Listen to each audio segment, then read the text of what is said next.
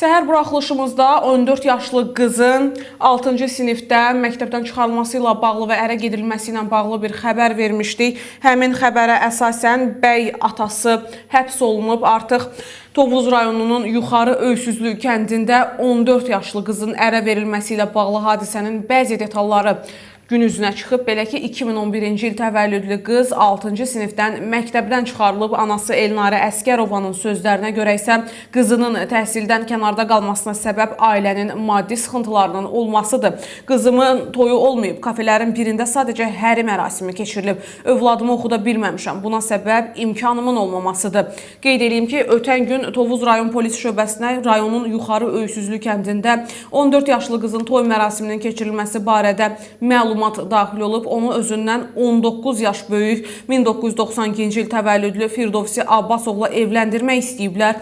Polis əməkdaşları tərəfindən həmin mərasimin qarşısı alınıb və tərəflərin valideynləri ərazi üzrə polis orqanına dəvət olunublar. Qıza toy edən şəxsin ögey atası olduğu müəyyənləşib. Məhkəmənin qərarı ilə bir ay müddətində inzibati qaydada həbs edilən şəxs isə bəyin atası Füzuli Abbasovdur.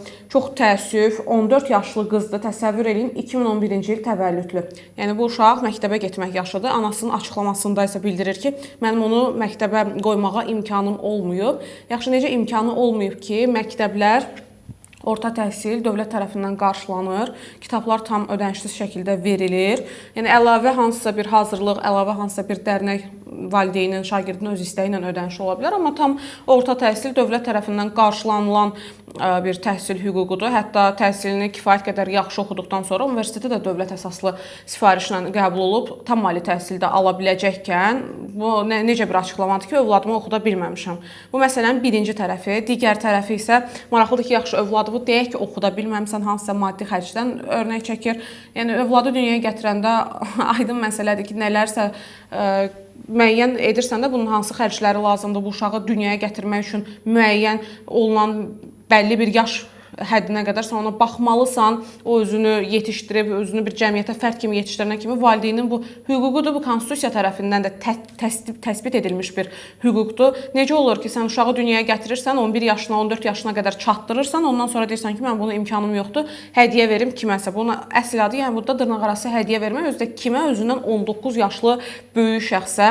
Yəni bir ana üçün məncə utanc verici bir hərəkət olmalıdır. Özü də xəbərdən də məlum olur ki, ata uşağın ögey atasıdır. Məlum məsələdir ki, yəqin ki, anası öz xoşbəxtliyi uğrunda övladını bədbəxtliyə düçar eləməkdən heç də qocunmayıb. Yəqin ki, yoldaşı öz uşağını qəbul eləməyib. O da çox gözəl belə bəhanələr uydurur ki, oxuda bilməmişəm, nə bilim, evləndirməliyəm, uşağımı saxlaya bilməm. Uşağı saxlaya bilməyəndə başqasına ərə verməklə, üstəlik də özündən 19 yaşda böyük başqasına ərə verməklə, hələ mən bilmirəm hansı tərəfdən toxunum, çünki 14 yaş məsələsi qalıb bir qıraqda, uşağı oxuda bilməməyə bir qıraqda, üstündən də 19 yaş böyükdə başqa bir mövzu. Yəni o qədər burada tənqid olunması tərəflər var ki, 19 yaş fərq, birinci psixoloji tərəfdən düzgün deyil. Psixoloji tərəfi qoyuram bir qırağa, baxırsan bu tərəfdə 14 yaşı var uşağın.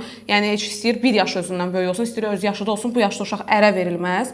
Onu təhsil hüququndan məhrum etməsi isə başqa bir məsələ. Bunları da qoyaq bir kənara, yaxşı. Bəs 19 yaş özündən böyük bir şəxs, 1992-ci il təvəllüdü, yəni bu şəxsin 30-a yaxın yaşı var. Sən özün fikirləşə bilmirsən ki, bu körpə uşaqdır, o qanmır. Bəs özünün düşüncəsi hardadır? 14 yaşında qız ona necə yoldaşlıq eləyə bilər, necə onunla ailə həyatı qura bilər, necə onlar uyğunlaşa bilər, necə bir damın altında bir evdə yaşaya bilərlər. Sadəcə ağla sığmaz bir hərəkətdir. Elə bunların bütün səbəbi tam dərinliklə deyil, təhsilsizlikdən irəli gəlir. Burada maddiyyat məsələsi deyil. Təhsilsiz insan, şuursuz insan sadəcə bu qərarları verə bilər.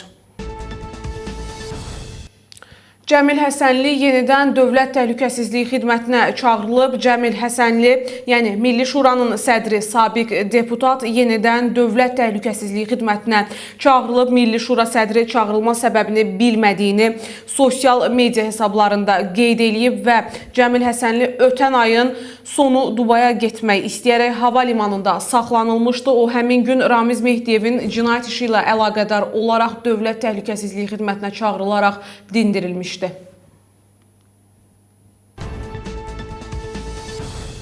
3 qohumunun ölümünə səbəb olan şəxsə cəza verilib. Kürdəmirdə 3 nəfərin ölümü ilə nəticələnən yol nəqliyyat hadisəsi üzrə açılmış cinayət işi üzrə məhkəmə prosesi başa çatıb. Lənkəran Ağır Cinayətlər Məhkəməsində rayon sakini 1992-ci il təvəllüdlü Əflatun Əflanoğlu Umudova hökm oxunub. Bildirilib ki, hadisə ötən ilin iyun ayında baş verib. Əflatun Sumqayıtda yaşayırmış və hadisə ərəfəsində Qurban Bayramı ilə əlaqədar rayona gedib. O, qohumları ilə Cəyli kəndindən rayon mərkəzinə gedərkən idarə etdiyi Mercedes markalı avtomobili aşırıb. Nəticədə avtomobildə olan sərnişinlər 1984-cü il təvəllüdlü Ceyhun Ağanəzəroğlu Xanaliyev, 1993-cü il təvəllüdlü Toğrul Hikmətoğlu Xanaliyev və 1982-ci il təvəllüdlü Süleyman Qarakişoğlu Əhmədov hadisə yerində vəfat ediblər. Həmin şəxslərdən Ceyhun sürücünün dayısı oğlu olub. Ceyhun həm də Süleymanla bacanaq olub. Toğrul isə sürücünün sinif yoldaşıymış.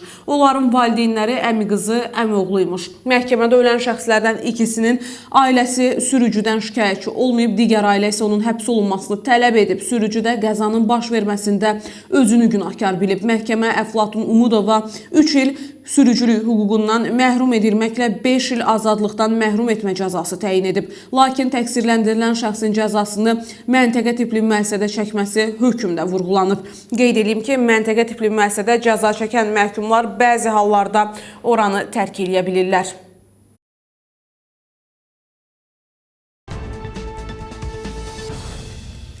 Sosial şəbəkələrdə Bakı-Şamaxı və Bakı-Qazax magistralında eyni yol nişanlarının ard-arda qoyulması sürücülər tərəfindən diqqət çəkmişdi. Həmin görüntülərlə bağlı xəbərlər var. Belə ki, görüntülərin müxtəlif xəbərdarlıq edici və qadağan edici yol nişanlarının eyni yerdə quraşdırılması məlum olub və müzakirələrə səbəb olan mövzu ilə bağlı Azərbaycan Yerüstü Nəqliyyat Agentliyinin mətbuat katibi Tural Orucov sorğuya cavab verib. Sorğunu Qafqazinfo ünvanlayıb.